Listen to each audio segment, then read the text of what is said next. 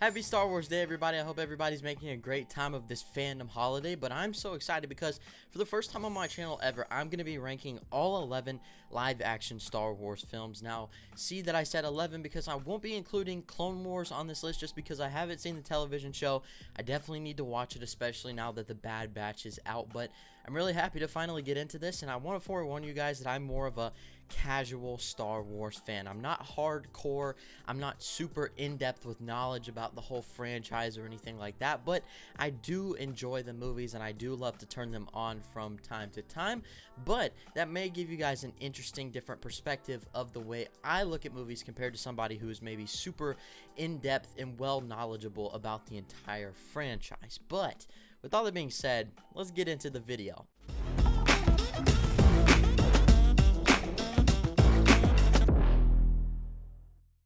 Now guys, more importantly than my list, the most important thing is for you guys to go down below in the comments and let me know your ranking of the franchise. Also let me know, are you a Jedi or a Sith?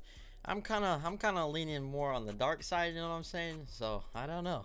It's interesting. Well, I'd like to hear what you guys have to say. Coming in at number 11 on my list is Attack of the Clones. I think this is simply just because this is the one I have the least amount of fun with. There are definitely a few moments in it that are memorable and exciting and fun enough when I'm watching, but I think it's just overly bogged down with too much governmental procedures among the entire Jedi Council, as well as just this forced relationship between Anakin and Padme. I just don't think any of it's interesting. It's not that it's super terrible, worst thing I've ever seen, but to tell you the truth, I just was never invested or engaged in this movie. It's also, when you look at CGI and the way that this film is aged, out of all of the prequels, out of all of the films from the 70s, the original Star Wars trilogy, this is the one that I feel has aged the worst. With the depth of the script, there's the direction of the story, there's so much here that feels completely dated already, and because of that, this is definitely the one that I just don't go back and rewatch nearly as much as any of the other ones. At number 10 on my list is Star Wars: The Rise of Skywalker. Now, this is a film that when I came out of watching it in the theater, and even the second rewatch, I enjoyed it enough. But it was the side of me that just was very hopeful for it, that it would just come around and get better, that I was so anticipating it being something super special, and then it just didn't meet my expectations, so I sort of milked it for all of those moments that I thought were somewhat good. There's such great story to be told here. There are so many moments in here that are so interesting and helps with the entire sequel trilogy and the direction they were trying to go, but then every good decision comes with 3 equally terrible decisions, and you can still tell all over that they just didn't know what they wanted to do with this trilogy whatsoever. And I feel like everything so important and interesting and different that was set up in The Last Jedi was immediately retconned in this film, trying to make The Last Jedi feel like it has no worth whatsoever, but in the process making this feel like it was such a jumbled film, because it's like J.J. Abrams came and he was trying to make up for the time that he missed when not being on The Last Jedi, and so he's trying to fill in those holes as well as sort of expand the story and close it off in a good, impactful way, and he really missed the mark on almost every single way, as well as just adding in a lot of the controversial stuff like Rey and Ben sort of kissing at the end for no reason. Is it because they were relieved? Is it because they had some sort of romantic connection? It wasn't really explained, and I truthfully don't believe the filmmakers knew themselves. Also, the ending where Rey calls herself a Skywalker, and her entire lineage and storyline throughout this film, we find out that she's a Palpatine. It sort of undermines the whole idea that she doesn't have to have a name to have value and to have purpose, that her purpose is being someone unknown of her past, willing to strive for a better future. And so I feel like it sort of just undermined and took away all of the meaningfulness behind all of those other setup themes, and it feels just disrespectful in a lot of ways. It's just there's enough there for fans of the classic trilogy, for fans of the sequels, all the way around. There are those few moments that are really, really fun. Obviously, the graphics are great. The performances are good. This is just a messy film when it comes to the story, but I'm still able to go back and rewatch this one, as frustrating as it can be, just as someone who does enjoy the Star Wars films, to watch it every once in a while. At number 9 is Solo, a Star Wars movie. I like this movie. I don't find any issues with it, really. It's just one of those things to where it didn't have to happen. And I think that's why people want to go so far on the side that they absolutely hate it, just because they feel like it's expanding on a storyline that didn't necessarily need expansion. And I totally understand that. But when you're looking at something called a Star Wars story, its ultimate purpose is just trying to bring us more content and lore within the universe, and just kind of fill in the gaps in those moments to where we didn't have something that had a ton of connective tissue to the rest of the films to fill in that space. This was just a filler. This was a moment to bring Star Wars fans just a bit more joy before something bigger, and I think that they accomplished that. This is very competently directed by Ron Howard, and I think who they got as the younger Han Solo was pretty good. I like to see the underworld and his crime world and his history and where he came from and what led him to the moments. I love the relationship here with Chewbacca, as well as just seeing more of his lineage in general, getting to explore more of Chewbacca and who he is as a character more than ever before. Emilia Clarke is great. Lando Calrissian, played by Donald Glover, is definitely my favorite part of this. I still hope that we get a series focused on him, Donald Glover's version of the character, at some point, because I'm telling you, he owned the character, he owned the role, and every bit of his moments within the film were by far my favorite parts. It's not a bad looking movie, it doesn't do anything atrocious, it's just one of those things that didn't necessarily have to be a thing, but it is, and I'm okay with that. Coming in number 8 is Star Wars The Phantom Menace. I actually like this movie. Again, for the most part, I can watch all of these movies just because there's enough there to have fun with. There's not a movie in this franchise that I absolutely hate. Yes, this is a film that is kind of overdone with a lot of George Lucas isms when it comes to him being the director and sort of kind of playing into those fantasies that he has almost to an overabundance, to an excess and an extent. Some of the dialogue doesn't always work. The story is a lot messy in a lot of ways. There's a lot of boring elements in this, but there's also a lot of hopefulness and a lot of exciting moments. Qui-Gon Jinn, played by Liam Neeson, is a great character. Ewan McGregor as Obi-Wan Kenobi, man, he's amazing. I love Ewan McGregor. I can't wait to see him more in the series with Disney Plus, but I think he was perfect for the younger version of Obi-Wan Kenobi. He begins to really just impact me immediately as soon as he steps on the screen. I think young Anakin is very fun in this movie. There's nothing wrong with him in my opinion. I do think it's odd that him and young Padme have the romance when she definitely seems way older than him, but I mean, I kind of let it slide just a little bit. But you look at the things like the pod racing scene, or when Obi-Wan and Qui-Gon Jinn fight Darth Maul. That's another thing. Darth Maul is top 3 Star Wars villains. I don't care what anybody says, he's great. He's absolutely amazing, and those moments to where he is in the midst of battle are some of the best moments in Star Wars, and I will stand by that. I have enough fun with this movie, and over the years it's just continued to grow on me. It's not perfect, not anywhere near perfect, but again, there's enough there for me to enjoy. Coming in at number 7 is Star Wars The Force Awakens, and I think this is the moment in the video where a lot of people are going to drop off because they entirely disagree with my opinion. Now, hear me out.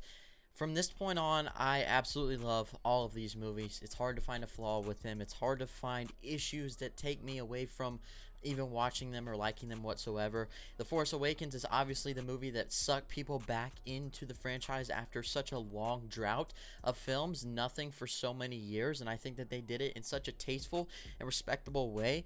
But I also feel like it's something that I've seen before, and that's why it keeps me just a little bit lower on the list, because there are other movies that I like just a bit more. I don't think that this is the best that we got from the sequel trilogy, and I also think that obviously the film that this is inspired by does it much better. But obviously, Rey, Finn, Poe, Kylo Ren is my favorite Star Wars character. There's so much to love here. Seeing Han Solo return, seeing Leia return, the reveal of Luke at the end for him to return later on in the franchise. It's a Star Wars lover's dream on top of the improved visuals everywhere around. I think it's got an iconic score. Once again, tons of amazing action sequences. It's everything a Star Wars fan wants, and it's great. I love it. That's all I'll say. It's just not my favorite. Coming in at number 6 is Star Wars Return of the Jedi. Now, I do believe that this film has this odd group of haters, and I don't necessarily understand why. There's this whole idea of this plot line to where there's a love triangle between Luke, Leia, and Han. I definitely don't believe that was a thing. I used to just kind of go with the crowd, but the more I watch it, the more I see is that Luke and Leia's relationship is also... it's obviously just platonic. There's nothing going on there. Leia and Han are really the ones with that attractive connection to each other, and that's okay. I think the whole idea to understate the value of this film because of that decision is unfair completely, because there is so much here. Obviously, one of the things I want to get out of the way is that when this film was advertised, it was advertised with Luke having a blue lightsaber, but when people went to see the film, they saw that he indeed had a green lightsaber. I think that is so cool. It's a great way to play with audiences' expectations, but in a way really pleasing them in a way that they didn't know they wanted. And I think that the green lightsaber is epic. I love the idea of really trying to save Han Solo for the first part of this film. Everything with Jabba the Hutt and Jabba's palace is great, and really just the construction of a second Death Star, the rebellion trying to take down the Emperor once again, and just all of this going down. It's like an all-out war. It's a great conclusion. I definitely think that there are moments to where they kind of lost the direction of, okay, how do we go from this epicness to concluding this trilogy? Because we know that this is going to be the last one. So how do we go from hyping it up so high to also landing the plane in a very smooth way? I think it's a little bit of a rocky ending. I think there are moments that don't necessarily work, but that being said, it's the original trilogy, and there's not one movie in this trilogy that I don't like, that I do not enjoy. Luke might be my favorite in this just because he really comes to terms with his potential and who he is. That's really special. Return of the Jedi is a great movie. I can't complain about it, because I'd be lying if I said that every single time I turned it on, I didn't have a blast. At number 5 is Star Wars Revenge of the Sith. Now, I feel like this one is universally accepted as the best among the prequels, and it's understandable because ultimately the intense conflict throughout the entire film of Anakin dealing with the light and the dark, which one does he want to embrace more, kind of weighing the positive and negative about each side, as well as worrying about the well-being of his wife now with their oncoming son. And all this confliction, and also you've got Darth Sidious in the mix, really stirring things up and giving him all the bad thoughts to put inside of his head to make him kind of go crazy and go a little bit mad. And then obviously that ending scene, the battle between Anakin and Obi-Wan, is absolutely amazing. It's heartbreaking, it's heart-wrenching when you're sitting there and Obi-Wan's like, "You betrayed me, I thought you were the chosen one," and all this, and he just lets him down. And that is the birth of Darth Vader. That reveal of him at the end when he gets in that gear for the first time. You see it's a little bit clunky and it doesn't feel right, but that's the nature of it. I think overall this is the best when it comes to dialogue, direction, action, story of the prequels, and it had me engaged the entire time. Among the prequels, among the Star Wars films in general, this may just be the one I turn on the most because it's so memorable and enjoyable. I can't wait to see Anakin come back in the Kenobi show as well. That's going to be so great. Hayden Christensen is not the greatest actor. That's okay. I embrace it. At number 4, I have Star Wars The Last Jedi, yet a possibly another controversial pick. I don't know how audiences are, especially the audience that clicks on this video, but I've loved this movie since the first time I saw it opening night in the theater. I remember the audience's reaction. There was a lot of screams. There was a lot of crying, both positive and negative. I remember turning to my brother after I watched out of the theater and said, "Hey, I really like that. How do you feel about this?" And he's like, "Yeah, I'm not a fan." It's a very conflicting film. It's very divisive in its response in nature. Critics loved it, but audiences not so much. And I think that that's because it really challenged everything that had been set up in the universe prior, but I absolutely love that.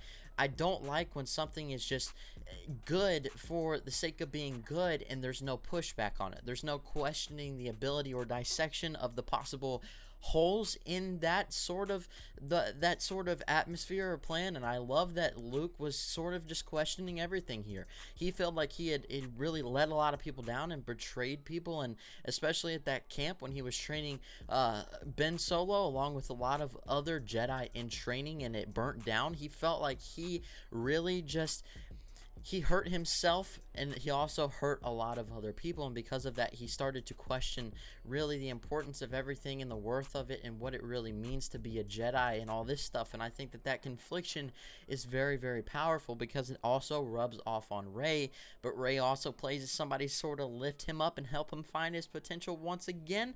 I really love it. Also, Kylo Ren, yet again, like I said earlier, my favorite character in Star Wars. I love his confliction all the way through, trying to decide whether or not he wants to stay true to the dark side, but there are those moments to where Rey is really convincing him, come over to the light, come work with me, we can do some big things.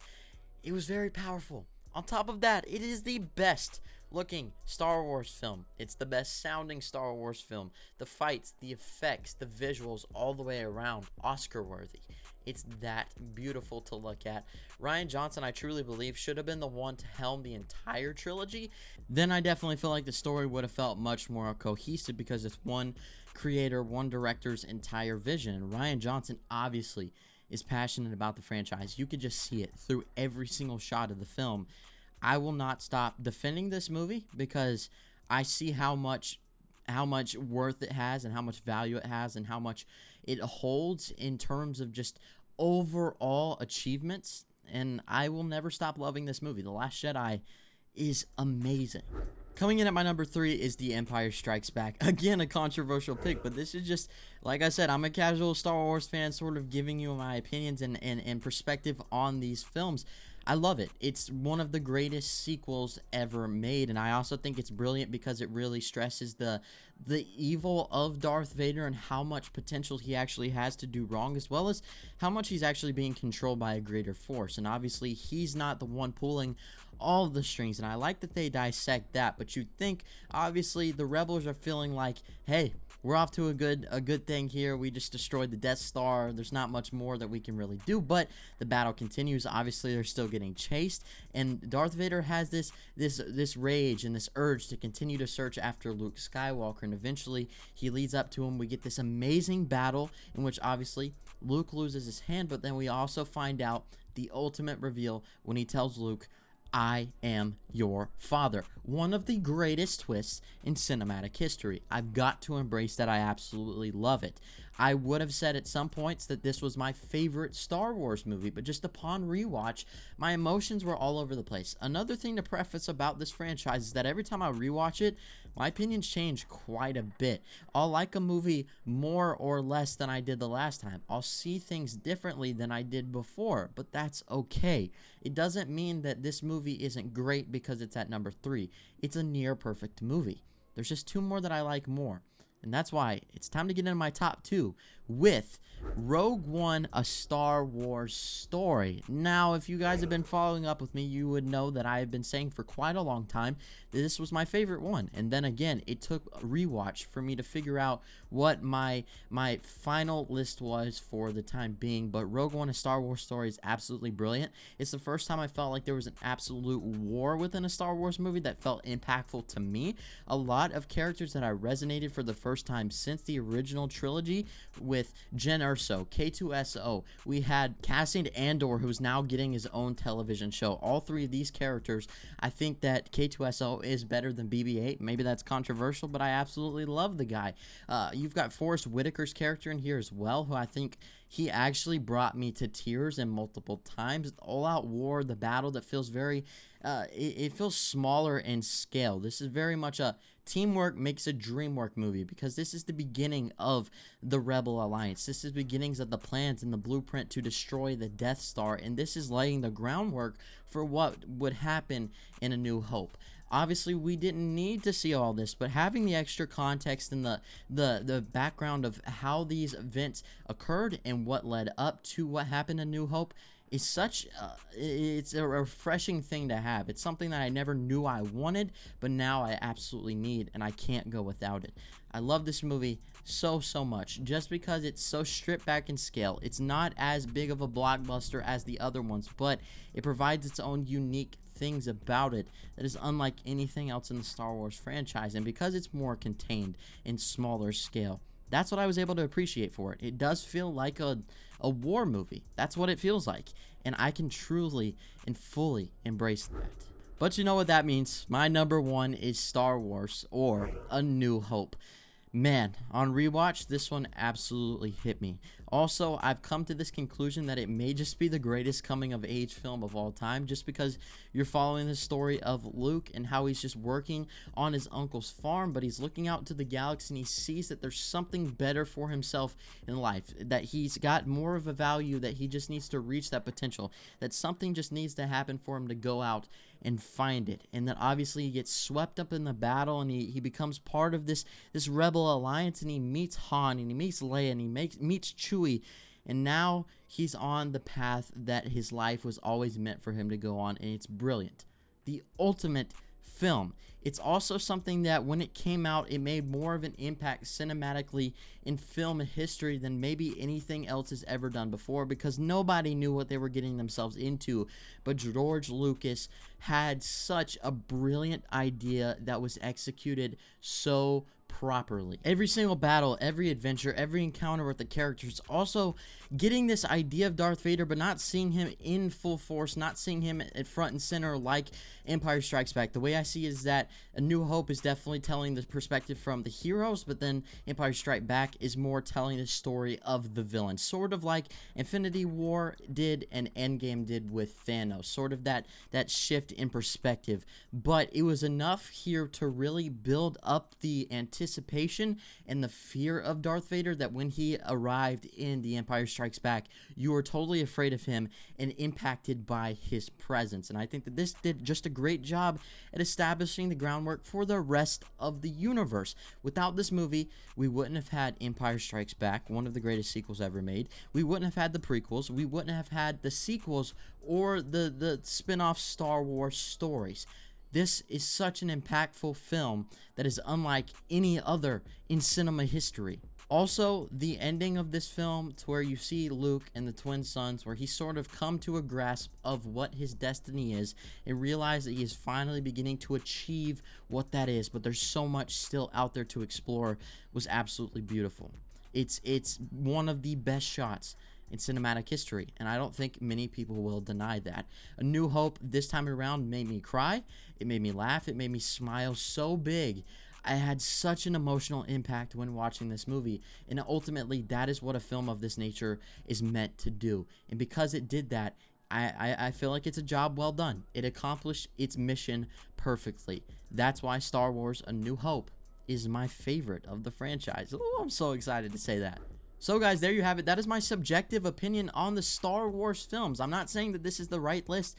This is just a list that I have crafted beyond my thoughts. This is after pondering and really sitting down, rewatching all the films. This is the list that I find myself most comfortable in sharing with you guys. But with that said, make sure to comment down below once again and let me know all of your thoughts and opinions and your list down below on the franchise. What is your favorite moment? What is your least favorite film? Give me all of that information down below. Also, if you would, make sure to leave a like on the video and subscribe if you haven't already. And make sure to turn on the bell notification to get notified every time I post a new video. Thank you so much for watching. Thank you for the support, and I'll see y'all next time. May the 4th be with you.